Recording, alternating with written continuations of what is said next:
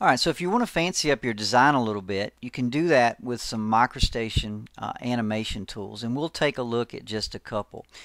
You'll notice here over on the left I've got docked some animation tools as well as some visualization tools from Microstation. So let's dock those back over here. What we'll do is take a look at, you notice here that we can script traffic lanes. I can do single lanes or multiple lanes of traffic. Notice you can also link entrance lanes and exit lanes. Let's start out with something simple and just show you how to script a single lane of traffic. Now to do this, you need to start out with a vehicle set. Now you'll notice I don't have any. So I'm going to create, do new, and I'm going to called Throughway. To do that, I'm going to click on Add Vehicles and just select the selection button. You'll notice here that under C Program Data, Bentley, Shared Content, I'm under Marlin Studios. I've got a Marlin Studios cell library that I'm going to select. And then what I can do is go into here and just select the ones I want. So let's select a Honda, silver Honda, a green SUV. Let's do a red Mustang. We'll do a, I don't know, a blue Honda. And then we'll select a white Land Rover. And so I can create this and then save that one. Now you can create as many of these as you want. Let's say, for example, that I want to create one that just has trucks in it. So again, I could select the Marlin Studios, come down and maybe just select the red, Peterbilt, the aqua, and the light blue. So I could create one that just has trucks in it. So you can create as many of these vehicle sets as you want to, and then you pick the one that you want to use. So let's put in our offset, a lane offset of 6. Let's put in our average speed of 65, and let's put in a vehicle separation of about 150. Now what I'm going to do here is just come down and identify the line that you want it to follow.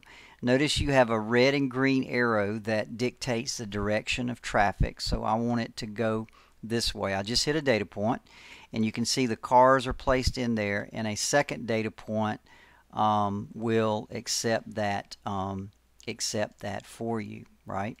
Now what you can do at this point is you can just zoom out, and so we'll just do a rotate view here, and you can rotate the view however you want to do that.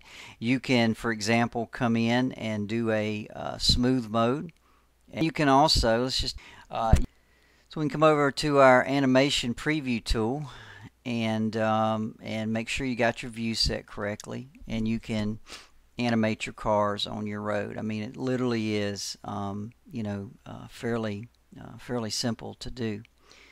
Now another option that you have here, traffic, is you can create a camera attached to a vehicle. The way you do this is fairly simple. You just identify the car.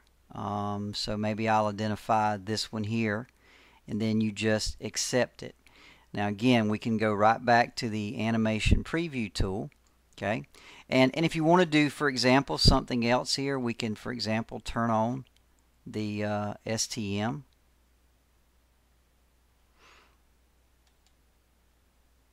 And then we can animate that. And again, you can see the draped image. Here's our bridge, our pier.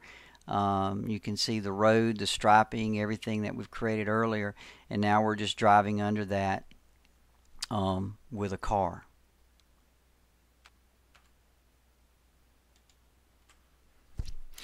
Let's go to a top view here, and we'll look at another tool that we can use under the Microstation tools, and that is the Populate tool.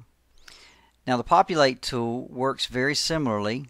Now let's kind of break that out here so we can see what it's doing here. The Populate tool works very similar to the vehicles in that we have to create a content set. So to do that, I'm just going to create new. Let's say, for example, I want to create one called Summer.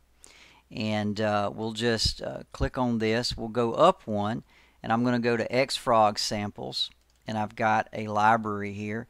and this for example is a library of trees. So let's say I select a sweet birch, an Italian maple, and then maybe we do a Coulter pine, and we say OK, and then we save it. Now again, you could create maybe one for summer, one for spring, one for fall.